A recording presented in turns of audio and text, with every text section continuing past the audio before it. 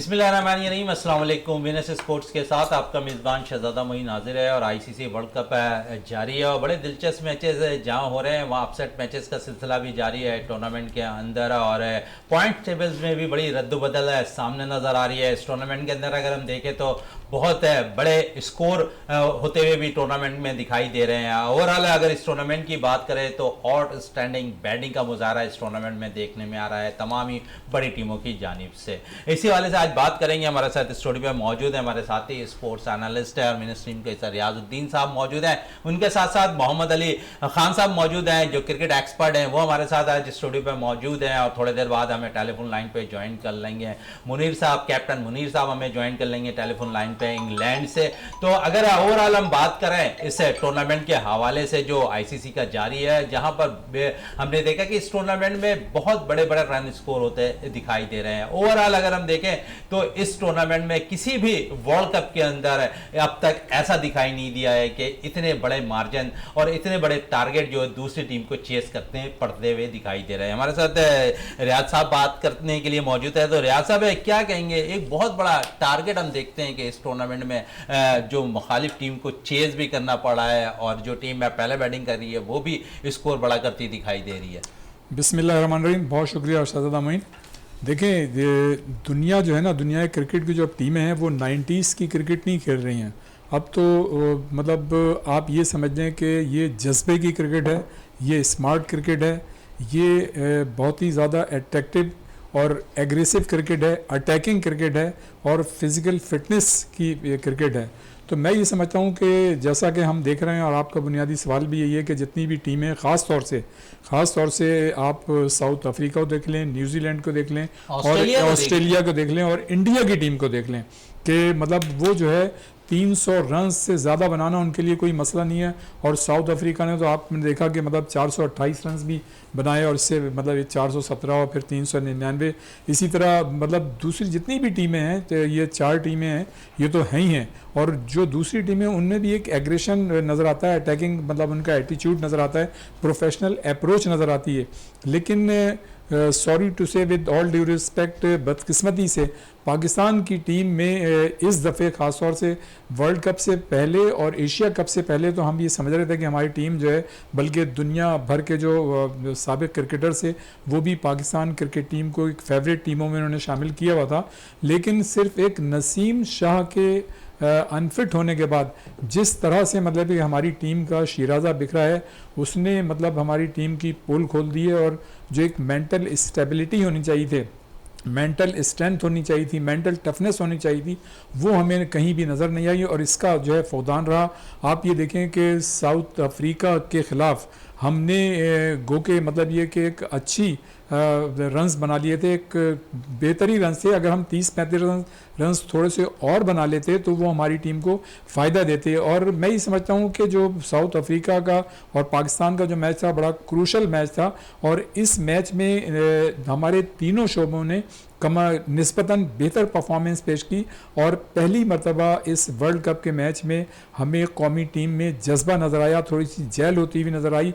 और यही वजह थी कि पहली मरतबा जब हमारे बॉलर्स ने अच्छा परफॉर्म किया तो उसके नतीजे में आपने देखा कि जो साउथ अफ्रीका के बैट्समैन थे वो परफॉर्मेंस नहीं दे सके जो वो इससे पहले दे चुके थे। लेकिन मैं ये कहूँगा कि जब आखिरी विकेट रह गई थी तो अगर कोई स्मार्ट कप्तान होता तो वो कम से कम ऐसा करता कि जो आखिरी बैटर्स थे जो बेचारे थोड़े से घबराए हुए थे, गो के उनके चेहरे से परेशानी नज़र इसलिए नहीं आ रही थी कि उनके काफ़ी ओवर्स बाकी थे। होना तो ये चाहिए था कि अगर मियादाद जैसा कप्तान होता तो वो अपने स्पिनर को लेके आता और उस बैटर के गिर्द 4-5 आपके जो है फील्डर खड़े होते, नफसियाती दबाव में उनको लाने की कोशिश करते। देखिए, जब तक आप क्रिएशन मतलब क्रिएटिविटी नहीं निकालेंगे या कोई इनोवेशन नहीं करेंगे, उस वक्त तक अगर आप जो है रिजल्ट हासिल नहीं कर सकते। आपने रिवायती अंदाज में आपके बॉलर्स ने बॉलिंग कराई और किसी भी मतलब बॉलर ने ये नहीं किया कि विकेटों में गेंद कराए, एक आध कोई यॉर्कर मारे। भाई आप ये देखें कि आखिरी ओवर्स में जब उनके आखिरी खिलाड़ी बाकी थे, हमारे किसी भी फास्ट बॉलर ने जो है वो मतलब लाइन और लेंथ विकेटों पे गेंद नहीं की।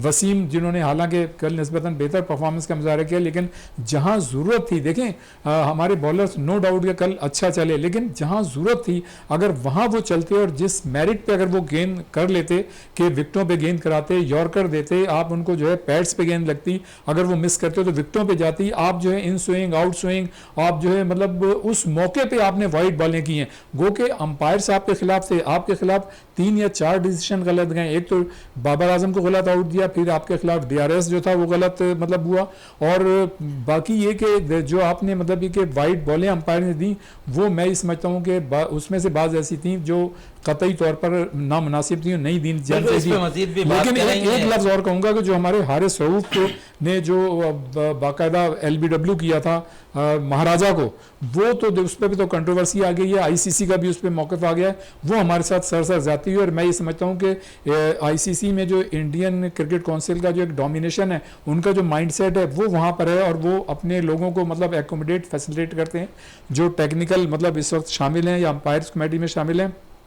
आप मतलब ये तो नहीं कह सकते कि वो बाकायदा इस डिसीजन में वो पीछे हैं, लेकिन गालिब इम्कान यही है कि इस तरह का माइंडसेट है जो मतलब हमारे खिलाफ इस्तेमाल हुआ है। अली साहब, सबसे इम्पोर्टेंट चीज़ है रेस की, अभी इन्होंने रियाज साहब ने ओवरऑल अगर हम देखें तो इस टूर्नामेंट सिर्फ पाकिस्तान के मैच में नहीं, ओवरऑल तमाम ही मैचेस में एम्पायरिंग का मेयार कुछ अच्छा नज़र नहीं आया इस टूर्नामेंट के अंदर। सबसे पहले thank you so much Shahzada Moin for inviting me here. जी बिल्कुल, आपने बिल्कुल सही कहा कि इस पूरे टूर्नामेंट में जो एम्पायरिंग से ज़्यादा मुझे लगता है कि DRS का बड़ा इसमें वो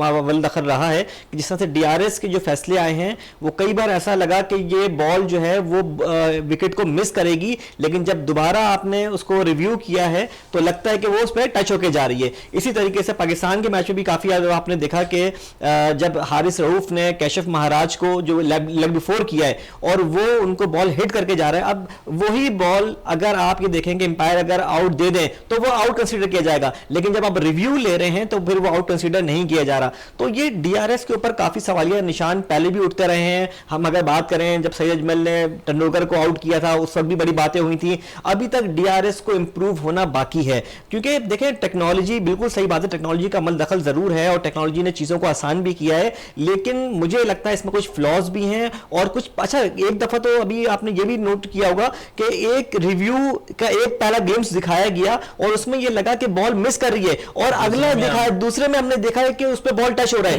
तो मुझे तो लग रहा है कि ये जो DRS है ये कंट्रोल हो रहा है, ये इस पे जो है कुछ बहुत ज्यादा इन्वेस्टिगेशन की जरूरत है, लेकिन इन्वेस्टिगेशन करेगा कौन? जब ICC और BCCI एक ही है तो हु विल इन्वेस्टिगेट? तो ये तो बड़ा क्रिटिकल हो गया है सिचुएशन के अंदर कि एक तो DRS और पाकिस्तान के मैच में हमने देखा कि काफी फैसले पाकिस्तान के कम बेश दो फैसले पाकिस्तान के खिलाफ गए। एक तो जैसे कि रियासत ने बताया कि बाबर आजम का जो है वो जब वो स्वीप करने गए और वो बिल्कुल श्योर थे कि उनका ग्लव उस पर टच नहीं हुआ है, लेकिन जब वो दिखाया गया, इवन कीपर तक भी श्योर नहीं था, बॉलर भी श्योर नहीं था, लास्ट मोमेंट पे जो है टिम्बर बाबू ने वो लास्ट मोमेंट पे आपने रिव्यू लिया उन्होंने और उसके ऊपर जो फिर मुझे तो लग रहा है कि ये कुछ कंट्रोल कंट्रोवर्सी है जिसकी वजह से जो है ये हुआ। और अब जैसा कि हमने देखा, मैं मैच पे भी जरा बात करता चलूं कि जो पाकिस्तान का पिछला हमने मैच देखा उसमें मुझे तो ये लगा, देखें ये पाकिस्तान जो कल परसों मैच हारा है, ये कोई आज ऐसा नहीं हो कि अचानक कोई चीज हो गई। देखें सबसे बेसिक प्रॉब्लम कहां रहा, सबसे मैं अगर स्टार्ट करूं तो बेसिक प्रॉब्लम रहा है सिलेक्शन के अंदर।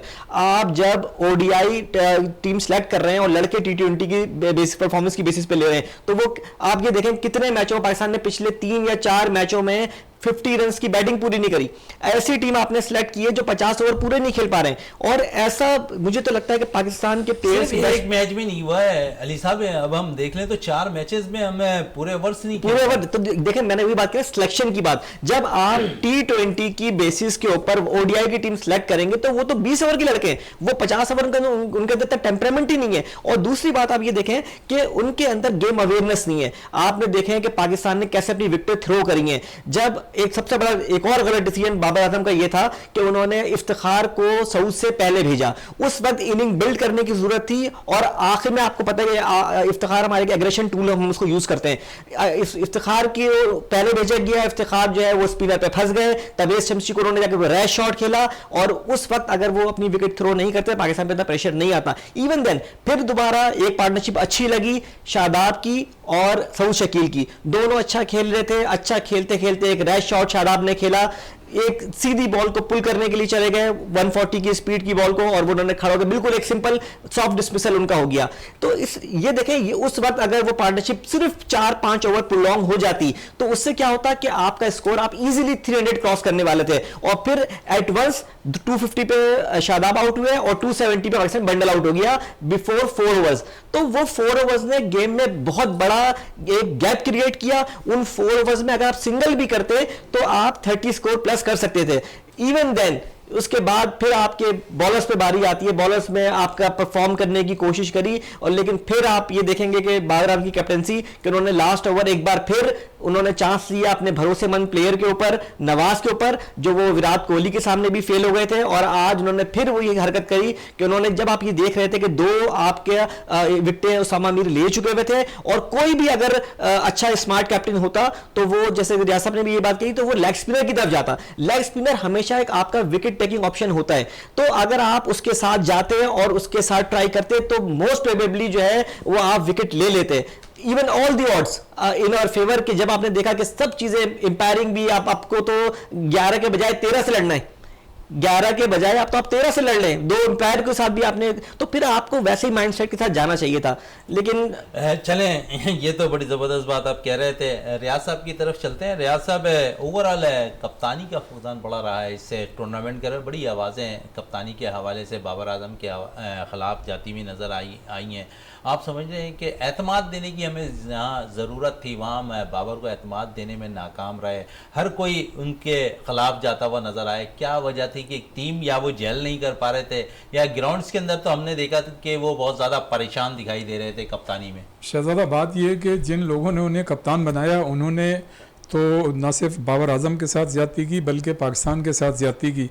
वो ऐसे लोगों ने, मतलब जो माइंडसेट है वो टेक्निकलिटीज़ हाँ नहीं समझते ना। देखें, ये जो है ना, बाबर आजम इत्तेफाकी और हादसाती कप्तान है।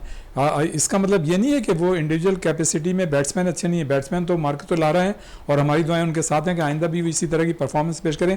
टेंडुलकर को देख लें आप, कितना बड़ा बैट्समैन था लेकिन कप्तान बना, फेल हो गया, कप्तानी से हट गया, उसने मतलब ये कि अपनी बैटिंग पर तवज्जो दी। इसी तरह दुनिया क्रिकेट के और भी बहुत सारे ऐसे क्रिकेटर्स हैं जिनकी हम मिसाल दे सकते हैं। तो मैं ही समझता हूँ, रह गई बात, अच्छा उनमें ये थोड़ी सी, जहाँ तक वो एक बैटर अच्छे हैं और अभी मतलब काफ़ी मेरे ख्याल से बड़ी लंबी मतलब वो अपनी परफॉर्मेंस दे सकते हैं बहैसियत बैटर, बड़ा मतलब है कि उनके पास टाइम है अभी, तो जाहिर है अब इस वक्त तो वो बड़े अच्छे कारनामे अंजाम दे रहे हैं, उनका कॉन्फिडेंस जो है बहैसियत बैटर जो है वो बिल्डअप हो रहा है, तो वो आइंदा भी कारनामे अंजाम देंगे। लेकिन मैं ये समझता हूँ कि जो उन्हें कप्तानी से अब इस वर्ल्ड कप के बाद खुद ही हट जाना चाहिए और उनको जो है बैटिंग पे तवज्जो देनी चाहिए। मेरे ख्याल से ये कप्तान की जो सलाहियत होती है ना, ये अल्लाह ताला कुदरती मतलब खिलाड़ियों में रखता है। ये ऐसा नहीं होता कि हर कोई अच्छा प्लेयर जो है वो कप्तान भी बन जाए। इसमें कोई शक नहीं है कि जब कोई भी खिलाड़ी अपनी टीम की तरफ से एक्स्ट्रा ऑर्डनरी परफॉर्मेंस देता है तो जो मैनेजमेंट होती है उसकी कोशिश ये होती है कि उसको कप्तान बनाए। लेकिन मैं ये समझता हूँ,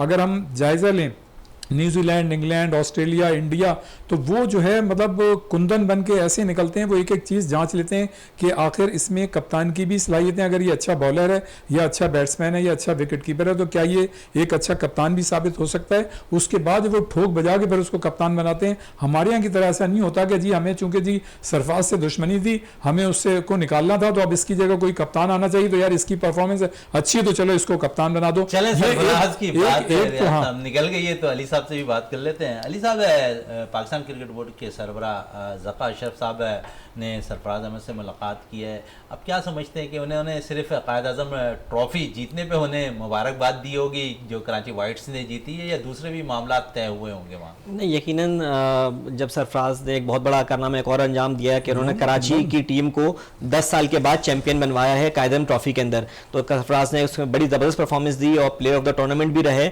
और देखें, मैं बात करता चलूँ, सरफराज एक बॉर्न लीडर हैं, ठीक है, और वो आपको सिर्फ चैंपियंस ट्रॉफी में आपको कामयाबी दिला चुके हैं, अंडर 19 वर्ल्ड कप उनकी बेल्ट पर है, उसके बाद पीएसएल की ट्रॉफी उनकी बेल्ट पर है, और अब उन्होंने कराची को एक कायद ट्रॉफी के अंदर भी फाते बनवाया काफी अरसे के बाद। और अब ये देखें, बिल्कुल जब ज़का अशरफ ने उनको बुलाया होगा तो यकीनन उनसे कैप्टनसी की भी बात हुई होगी, क्योंकि आप देखो याद होगा जब ज़का अशरफ जैसी टीम हमारी इंडिया उतरी है, ज़का अशरफ का एक बयान आया था कि हम रिव्यू करेंगे कैप्टनसी की बाबर को वर्ल्ड कप के बाद, और मुझे लग रहा है कि शायद शायद वो टाइम अब आ गया है, क्योंकि उन्होंने रियलाइज कर लिया है कि उन्होंने जो बाबर आजम को सिलेक्ट किया था as a captain, ODI captain, वो उनका जो फॉर्मूला था वो इतना हिट नहीं हो सका।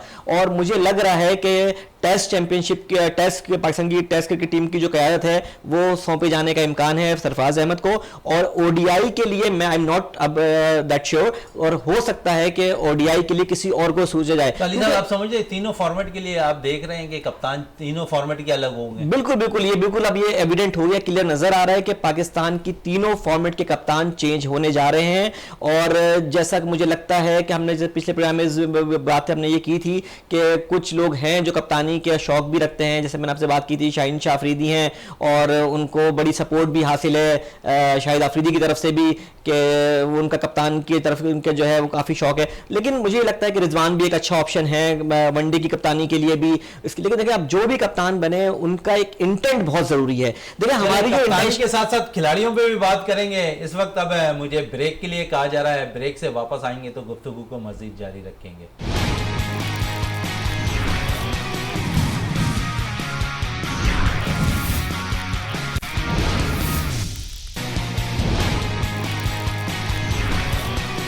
बिल्कुल वक्फे से कबल हम बात कर रहे थे कप्तानी के हवाले से, अली साहब से मजीद और बात कर लेते हैं, क्योंकि कप्तानी के साथ साथ खिलाड़ियों के भी वर्ल्ड कप के बाद ऐसा लगता है कि 3-4 खिलाड़ी तब्दील होते हुए पाकिस्तानी टीम में नजर आ रहे हैं। जी अली साहब, कप्तानी के मैं ये जरूर कहता चलूंगा, देखिए कप्तान जो भी बने, इंटेंशन जो है ना आपकी बड़ी जो है वो सॉलिड होनी चाहिए। अब आप ये देखें कि इस वक्त क्रिकेट जो है वो बिल्कुल चेंज हो गई है, क्रिकेट रिवॉल्व हो गई है, क्रिकेट 400 प्लस की हो गई है, मॉडर्न डे क्रिकेट है। और अभी तक जो है हम जो क्रिकेट खेल रहे हैं वो 250-300 वाली क्रिकेट खेल रहे हैं। इवन जब बाबर आजम कल परसों कप्तान थे और उन्होंने इनसे पूछा गया कि आपके लिए क्या टारगेट आप अपना फोर्सी कर रहे हैं, तो उन्होंने कहा मैं 270, 280, 290 को फोर्सी कर रहा हूं। बाकी टीमें कंटिन्यूअसली 400 को टच कर रही हैं और हम अभी तक जो है वो 300 वाली क्रिकेट की तरफ जा रहे हैं।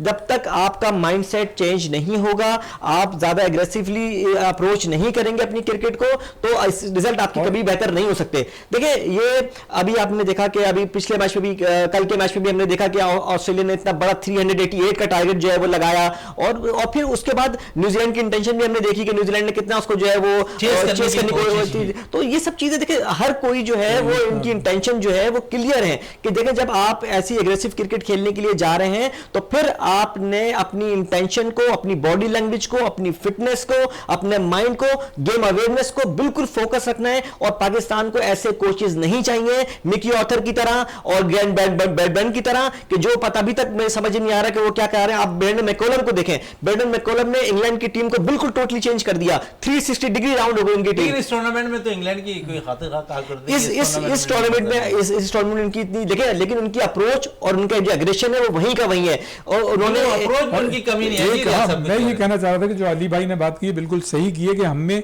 वो स्मार्ट क्रिकेट हम नहीं खेल रहे, जो वो अटैकिंग जो क्रिकेट है वो नहीं खेल रहे।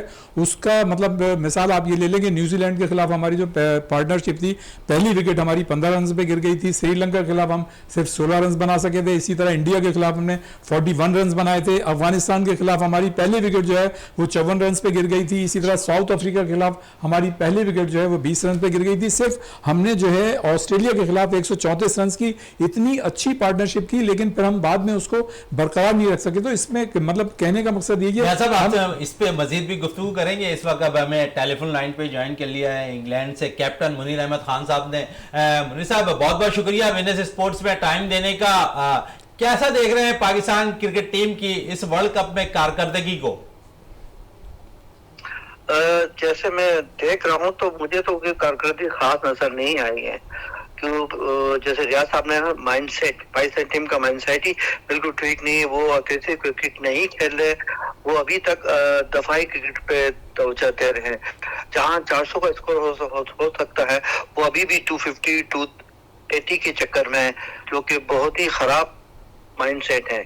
हमें चाहिए अग्रेसिव माइंडसेट करे और कोशिश करे कि 400 का टारगेट रखे, तो फिर कहीं 350 हो। ऐसा नहीं लगता कि हमने बहुत देर कर दी है? अगर पाकिस्तान अब मुसलसल अपने तीनों मैचेस में कामयाबी हासिल करता है तो इस वर्ल्ड कप में वापस आता हुआ दिखाई देगा। बहुत मुश्किल लग रहा है, बहुत ही देर कर दी। अब ये जब वर्ल्ड कप खत्म हो जाए, पाकिस्तान टीम आए, तो फिर एकदम से नया चेंज होना चाहिए। एक तो स्पीकर चेंज, कैप्टनशिप चेंज होनी चाहिए। बाबर एक अच्छा खिलाड़ी है, ऐसे बैट्समैन अच्छा, लेकिन it's not a good captaincy. Captaincy की आप बात कर रहे हैं मुनीर साहब, लेकिन अगर हम देखें तो सरफराज से ज्यादा सीरीज आपको बाबर ने जिताई है।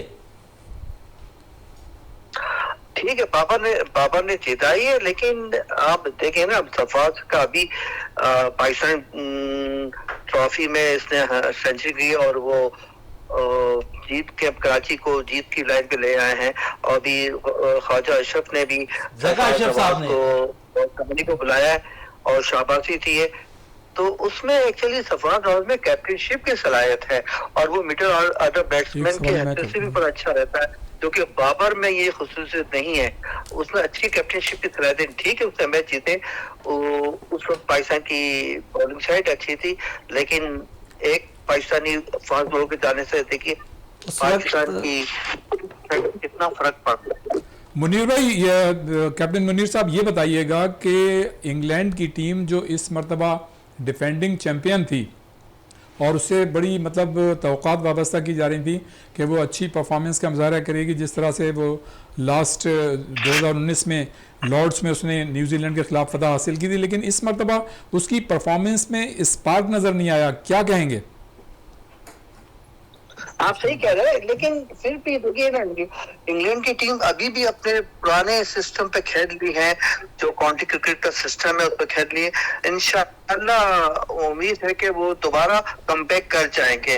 अच्छा मुनीर साहब, आप जिस तरह कह रहे हैं कि तब्दीलियों की बात हो रही है, तो आप समझते हैं कि हमारे पास बैक इतना मजबूत है? क्योंकि हमारे तो एक प्लेयर अनफिट होता तो हमारे पास बैक पे फास्ट बॉलर नजर नहीं आ रहे। आप सही कह रहे हैं, लेकिन एक्चुअली आप भी देखिए ना, हमारे मेडिकल फिटनेस का क्या चक्कर क्या है। अब हमारे डॉक्टर अब उनको फिट करा देते हैं, बाद में पता चलता है कि उसमें से आधे खिलाड़ी तो अनफिट है। तो फिटनेस का म्यार भी ठीक नहीं है, हमें फिटनेस का म्यार ठीक करना पड़ेगा, प्रॉपर प्रोसीजर अख्तियार करना पड़ेगा। ये नहीं यारी दोस्ती में जो अनफिट है उनको भी फिट करा दे दिया। ये तो अब हो रहा है आजकल पाकिस्तानी टीम में, हमें इस तरह से जान छुड़ाना पड़ेगी।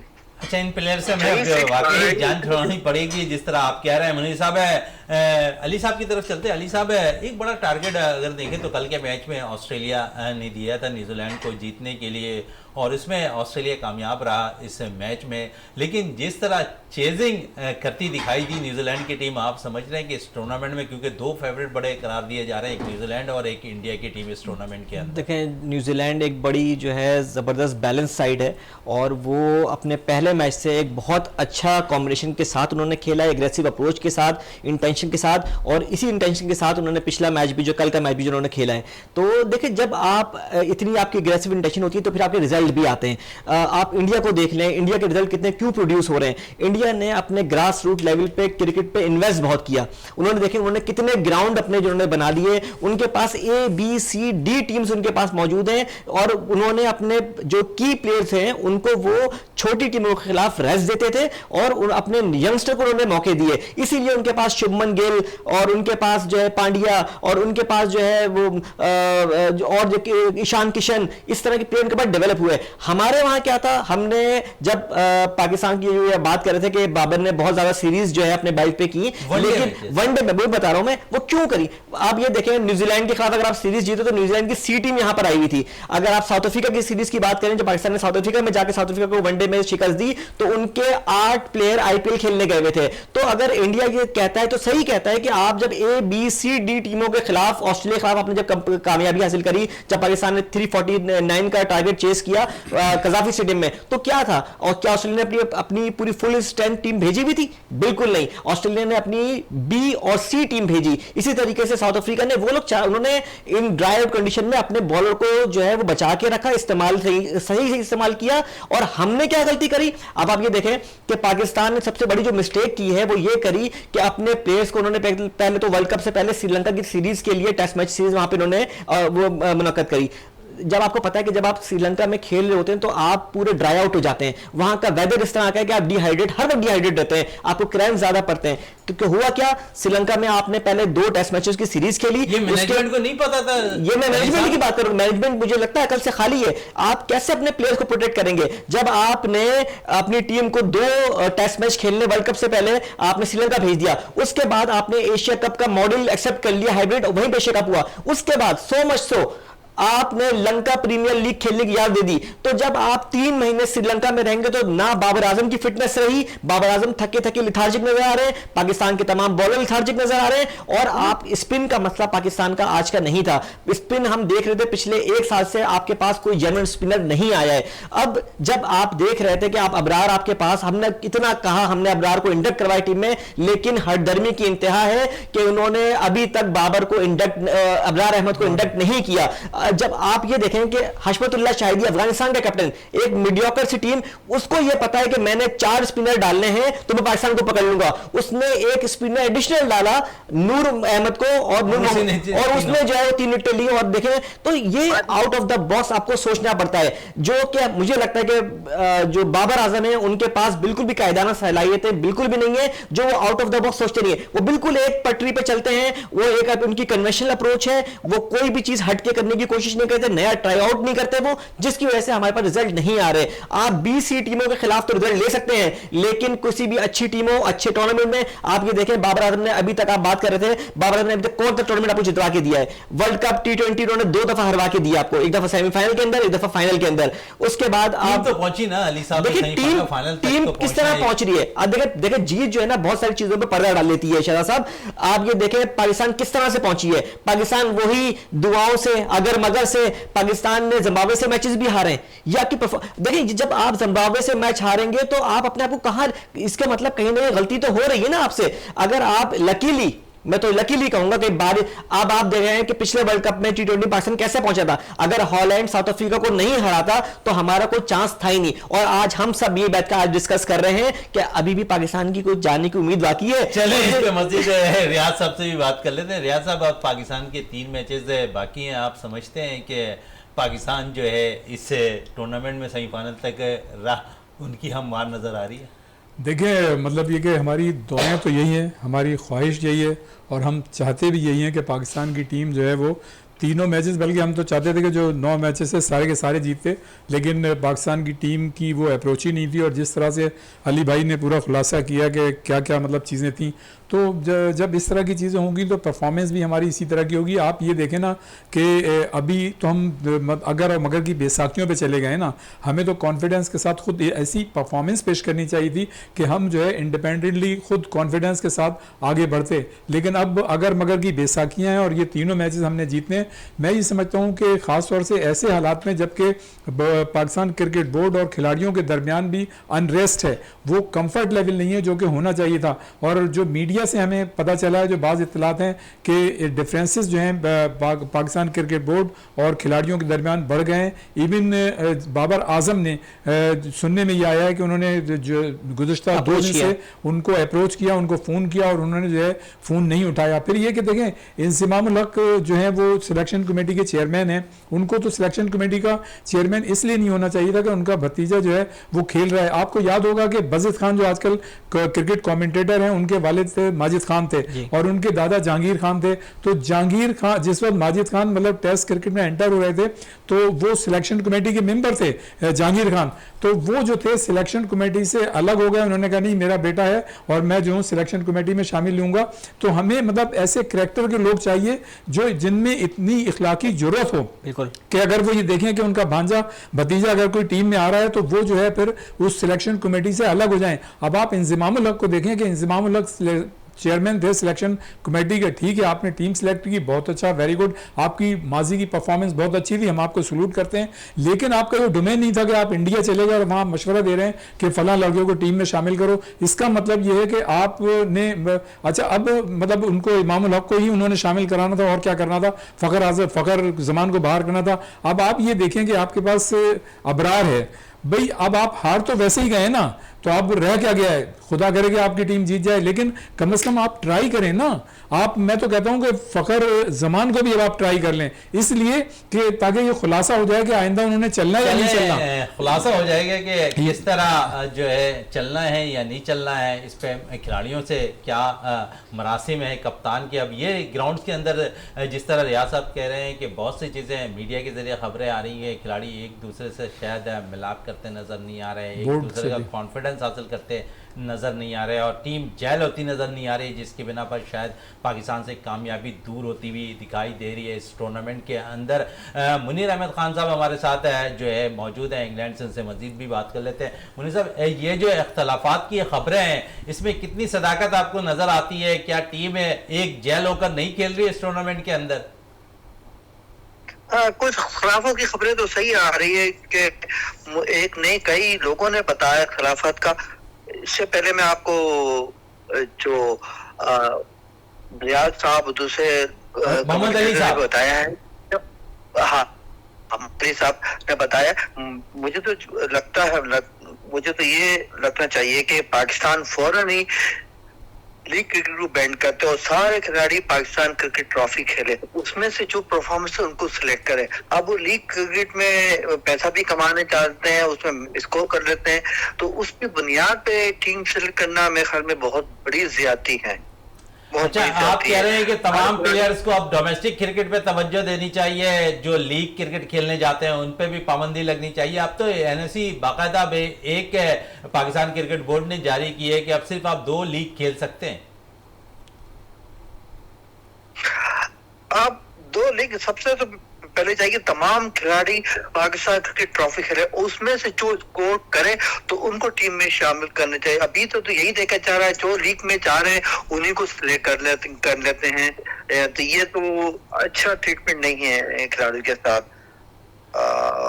बस खिलाड़ियों के आप समझते हैं कि पाकिस्तान की डोमेस्टिक क्रिकेट उन्हें खेलनी चाहिए। इसी पे वापस आते हैं डोमेस्टिक क्रिकेट पे, अली साहब की तरफ है। अली साहब, डोमेस्टिक क्रिकेट और जिस तरह मैन ऑफ द सीरीज का अवार्ड सरफराज ने हासिल किया, अगर वो चाहते तो शायद डोमेस्टिक क्रिकेट नहीं खेलते, क्योंकि इस वक्त वर्ल्ड कप जारी है, मुख्तलिफ चैनल्स पे बैठकर अगर हम देखें तो पैसे भी कमाने का एक जरिया है, और यकीनन वो अपने अल्फाजों से शायद बहुत कुछ कमा सकते थे, लेकिन उन्होंने तरजीह दी डोमेस्टिक क्रिकेट को, और वहाँ पर उन्होंने कायद-ए-आज़म ट्रॉफी के लिए चैंपियन बनवाया, और फिर मैन ऑफ द सीरीज का अवार्ड उन्होंने इस टूर्नामेंट में हासिल किया। उसके साथ साथ अगर हम बात करें कराची टीम में, कराची वाइट्स के साइम अयूब की, जिन्होंने बड़ी ज़बरदस्त परफॉर्मेंस दी इस टूर्नामेंट के अंदर, असद शफीक ने बड़ी ज़बरदस्त परफॉर्मेंस दी इस टूर्नामेंट के अंदर, तो आप समझ रहे हैं कि वापसी के दरवाजे, अगर असद शफीक के हवाले से अगर मैं बात कर लूँ, आपको लगता है कि टेस्ट मैचेस में असद शफीक की वापसी नज़र आ रही है? सबसे पहले तो मैं बात करता चलूँ, जो आपने बात करी सरफराज के बारे में, बिल्कुल सरफराज मैं एक जुमला इस्तेमाल ज़रूर करूँगा, if you allow me. Sarfaraz एक बहुत ख़ानदानी और जेंटलमैन आदमी है। आप ये देखें कि जितने भी क्रिकेटर जो टीम से बाहर होते हैं, चाहे उसमें आमिर हो, चाहे इमाद हो, या कोई और दूसरा प्लेयर हो, जब वो टीम से बाहर होते हैं तो किसी न किसी चैनल पे हमें बैठे हुए नजर आते हैं और शिकवा और शिकायत करते हुए नजर आते हैं टीम के से या मैनेजमेंट से, अपने उनके खफा होने की खबरें हमें मिलती रहती हैं और बरमला वो अपना इजहार करते हैं। एक वाहिद आपने देखा होगा सरफराज को, जब सरफराज ने 11 सीरीज मुसलसल उन्होंने आपको कंजर्वेटिव T20 की आपको जितवा के दी, और एक सीरीज की बिना पर उनको आपने कैप्टनशिप उनसे ले ली गई। उस वक्त मिसबा कोच थे और मिसबा ने सिलेक्शन कमेटी के मेंबर थे, और मिर्जा ने उनको उनसे ले ली गई कप्तानी। तो क्या ये ट्रीटमेंट होता है कि आप 11 के बाद? लेकिन इवन देन सरफराज इतने स्ट्रॉन्ग कैरेक्टर के आदमी हैं कि उन्होंने उसके ऊपर भी शिकवा नहीं किया। वो एज अ टीम मेंबर, उनको जब सिलेक्ट किए गए तो एज अ टीम मेंबर खेलते रहे, वो पानी भी पिलाते रहे लाला के। तो देखें, ये होता है कि जब आप समझते हैं कि क्रिकेट बड़ी है, हर चीज से बड़ी जब क्रिकेट है, तो फिर आप क्रिकेट को फोकस देते हैं, आप अपना टाइम वेस्ट नहीं करते। उन्होंने अपना टाइम वेस्ट नहीं किया, वो डोमेस्टिक सर्किट में गए, उन्होंने डोमेस्टिक में परफॉर्म किया, पाकिस्तानी टेस्ट टीम में उन्होंने जगह बनाई, और फिर उन्होंने न्यूजीलैंड के खिलाफ प्लेयर ऑफ द टूर्नामेंट रहे। और इसी तरीके से जब वर्ल्ड कप की टीम अनाउंस हो गई, सब लोग ये कहते रहे कि सरफराज को स्पिन विकेटों पे चांस जरूर देना चाहिए, सरफराज वहां पे एक आपका ट्रम्प कार्ड साबित हो सकते हैं। जहां पर आपकी टीम स्ट्रगल कर रही हो 50 ओवर खेलने के लिए, तो क्या वहां पे मिडिल ऑर्डर में सरफराज की जगह नहीं बनती थी? बिल्कुल बनती थी। लेकिन सरफराज को आपने सिलेक्ट नहीं किया। सरफराज ने इस पे भी कोई अपना गम गुस्से का इजहार नहीं किया, उन्होंने डोमेस्टिक में वापस गए, उन्होंने अपने दोबारा परफॉर्म किया कायदम ट्रॉफी के अंदर, उन्होंने अपनी एक डबल सेंचुरी करी, उन्होंने एक सेंचुरी करी और उन्होंने 88 के एवरेज से उन्होंने स्कोर किया और फिर उसके बाद वो अपने ट्रॉफी भी ली। साइम अयूब को आप देखें, उन्होंने अपना गेम स्टाइल चेंज नहीं किया, जैसे मैं आपसे बात कर रहा था कि इस टू अर्ली वो डोमेस्टिक में गए, मॉडर्न क्रिकेट की तर्ज पे क्रिकेट खेल रहे हैं और अच्छा है। देखें जब आप एक फ्लेयर होता है प्लेयर का बैटिंग करने का, एक उसका एग्रेसिव स्टाइल होता है। सईद अनवर कैसे बैटिंग नहीं करते थे, क्या आमिर सुहेल इस तरह बैटिंग? सईद अनवर, आमिर सुहेल, मुझे अच्छी तरह याद है कि सईद अनवर और आमिर सुहेल 7 ओवर में 50 किया करते थे टेस्ट मैचेस के अंदर, और सिर्फ ग्राउंड शॉट उनके हुआ करते थे, इतना अच्छा बॉल को टाइम करते थे। तो देखें साइम अयूब को भी चाहिए कि अपने जो उनका नेचुरल गेम है उससे दूर ना हटें। जब आपने देखा होगा जब अहमद शहजाद को अपनी नेचुरल गेम से हटाया गया तो वो फिर कामयाब नहीं हुए, वो फ्लंक हो गए। तो देखें जब जो जिसका नेचुरल स्टाइल है प्ले का उसको वो आप करने दें तो उसी में कामयाब होता है। अब देखें फखर भी इस वक्त जो है वो डबल माइंड है। फखर जमान को आप देखें कि उनको पता नहीं होता कि उन्होंने बॉल को रोकना है या मारना है, और पाकिस्तानी टीम में भी इस चीज का बड़ा फुकदान है। या तो हमें यह पता है कि हमें छक्का मारना है या हमें यह पता है कि हमें डिफेंस करना है। इतना हम लोग डिफेंस करने लग जाते हैं कि हम पे इतना डॉट बॉल का प्रेशर बन जाता है, या फिर हम जो है वो इतना छक्के मारना शुरू कर देते हैं कि ओवर एग्रेशन हो जाती है। तो हमें कंट्रोल एग्रेशन की जरूरत है, हमें मैच अवेयरनेस की जरूरत है, ये सब चीजें होनी चाहिए। तो आपके दूसरे साल जो जवाब था कि सरफराज का जो मैंने बताया कि उन्होंने डोमेस्टिक में परफॉर्म किया और उन्होंने शिकवा उनसे नहीं किया। साइम अयूब ने भी जो है बहुत अच्छा परफॉर्म किया। और अब शफीक के वाले से क्या असद शफीक के लिए मेरे ख्याल में थोड़ा सा उनके लिए शायद थोड़ा टाइम उनके लिए लेट हो गया है, लेकिन वो जो है बहुत अच्छे प्लेयर हैं, एक बहुत सॉलिड मिडिल ऑर्डर प्लेयर है। आप ये देखेंगे नंबर 6 पे जितनी परफॉर्मेंस उनकी है, 3000 प्लस रन उन्होंने किए हैं, दुनिया में ऐसा कोई बैट्समैन नहीं है जितनी सेंचुरीज 6 नंबर पे आके उन्होंने 11 सेंचुरीज उनकी है टेस्ट मैचेस के अंदर, इससे ज्यादा सेंचुरी किसी और की नहीं है। लेकिन आपने उनको ऐसा उठा के जो है वो साइड पे कर दिया। जबकि आप ये देखें कि उनके साथ ही अजहर अली थे, अजहर अली कंटिन्यूअस फ्लॉप हुए लेकिन उनको कई बार बहुत मौके दिए गए। क्यों मौके दिए गए? क्योंकि उनकी लॉबी मौजूद थी और वो मिसबा और हफीज की लाइकिंग में थे, इसलिए उन्हें मौका फराहम किया गया। अब थोड़ी सी बात है कौमी खेल की, कर लें हॉकी की, जहां पर अगर हम देखें तो मलेशिया में 11वीं सुल्तान जोहर हॉकी कप के मैचेस खेले जा रहे हैं, जहां पाकिस्तान ने पहले मैच में इंडिया से मैच बराबर खेला 3-3 गोल से, दूसरे मैच में न्यूजीलैंड से 3-2 से कामयाबी हासिल की। तो रियाज साहब से बात कर लेते हैं। रियाज साहब, एक अच्छा चीज़ आप देख रहे हैं कि हॉकी में एक अच्छे मुकाबले जहाँ पर हो रहे हैं वहाँ पाकिस्तान कामयाबी भी हासिल कर रहा है टूर्नामेंट में। इससे पहले कि मैं आपके हॉकी के सवाल का जवाब दूं, मैं थोड़ी अली भाई की बात को आगे बढ़ाऊंगा कि जो खिलाड़ियों का स्टाइल जो है ना वो जो चेंज कराया जाता है उसमें ऐसा है कि ये एक माफिया है जिनको मतलब वो ये समझते हैं कि ये हमारे मतलब उन मुस्तकबिल के नौजवानों के लिए जो उनके साथ अटैच हैं, जिनके उनके साथ मफादात हैं, उनसे अगर उनका टकराव होता है तो वो उन खिलाड़ियों की स्टाइल जो है चेंज कराते हैं। आप ये देखें कि फवाद आलम आपको आउटपुट दे रहा है, उसका आपने स्टाइल चेंज कराने के लिए कितना उस पर क्रिटिसिज्म आया। इवन कमेंट्री के दौरान, मैच के दौरान भी हमारे कमेंटेटर्स जो है उनको क्रिटिसाइज करते रहे। इसी तरह और भी आसिम कमाल हो गए, और भी इससे पहले जैसे अहमद शहजाद की बात हुई, मतलब ऐसे खिलाड़ी जो आपको आउटपुट दे रहे हैं तो उसमें स्टाइल चेंज कराने की क्या बात है। इसी तरह बहुत सारे हमारे बॉलर्स भी थे, अतीकुर रहमान थे, उसमें शोएब मोहम्मद थे हमारे, उसका स्टाइल डिफरेंट था उनका, जी, शिव नारायण चंद्रपाल थे। बिल्कुल। तो मतलब ये कि ये जो एक माइंडसेट है ना अपने खिलाड़ियों को एकोमोडेट और फैसिलिटेट करने के लिए, और दूसरे जो खिलाड़ी जिनसे उनका कंफर्ट लेवल नहीं है उनको बाहर करने के लिए, इस तरह की चीज़ें होती हैं। और मैं तो मतलब वैसे तो मैं दुआ गो हूँ साइम अयूब के जिस तरह की वो परफॉर्मेंस दे रहे हैं, अल्लाह ताला उन्हें मतलब नजर बद से बचाए उनकी परफॉर्मेंस को। लेकिन मुझे लग ऐसा रहा है कि जो एक माइंडसेट जो इस वक्त पाकिस्तान क्रिकेट बोर्ड में मतलब ये कि जाहिर है बड़ा जमान है और इस तरह के लोग जो हैं इर्द गिर्द मौजूद हैं, ऐसा ना हो कि मतलब उनका साइम अयूब की जो इतनी अच्छी परफॉर्मेंस है तो उस स्टाइल चेंज करके नाम पे उनको जो है उनकी परफॉर्मेंस भी खराब हो और वो जवाब बना दें कि जी अब ये जो है टीम के काबिल नहीं है। रह गई हॉकी की बात, तो मैं ही समझता हूँ कि पाकिस्तान जूनियर टीम जो है इससे कबल भी वो एक्स्ट्रा ऑर्डनरी परफॉर्मेंस देती रही है। आपने देखा कि जूनियर एशिया कप हुआ था उसमें उसने अच्छी परफॉर्मेंस दी थी। इसी तरह से जब हमारी टीम जो है बाइलेटरल सीरीज़ खेलने गई थी वहाँ उसने अच्छी परफॉर्मेंस दी थी। तो जूनियर की सतह पे तो हमारे पास ऐसा स्क्वाड है और ऐसे लड़के हैं जो मतलब इस वक्त इंटरनेशनल हॉकी में compete करने की सलाहियत रखते हैं। लेकिन जो हमारी सीनियर टीम है उसका आप ये कह सकते हैं कि वो परफॉर्मेंस नहीं दे पा रहे जो कि उनको देनी चाहिए। और अब जिस तरह से अब आप देखें कि पाकिस्तान हॉकी फेडरेशन में फिर चेंज आई है और ये सिलसिला जो है कमोबेश कई सालों से जारी है।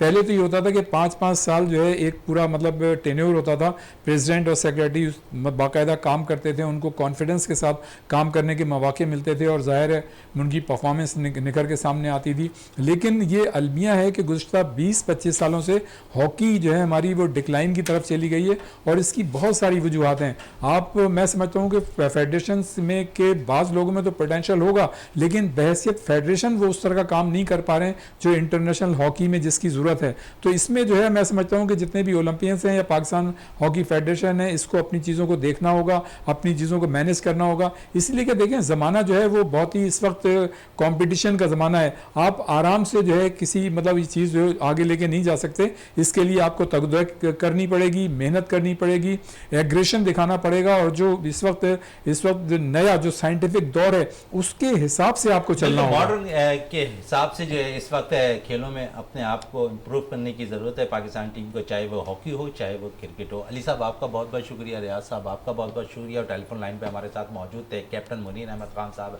इंग्लैंड से, उनका बहुत बहुत शुक्रिया। प्रोग्राम का अख्ताम करते हैं इस दुआ के साथ कि पाकिस्तान में खेल और खिलाड़ी तरक्की करते रहें और पाकिस्तान का सब ज़िलाली परचम दुनिया भर में रोशन रहे। इसी के साथ अपने मेज़बान शहजादा मोइन को इजाज़त दें। पाकिस्तान जिंदाबाद।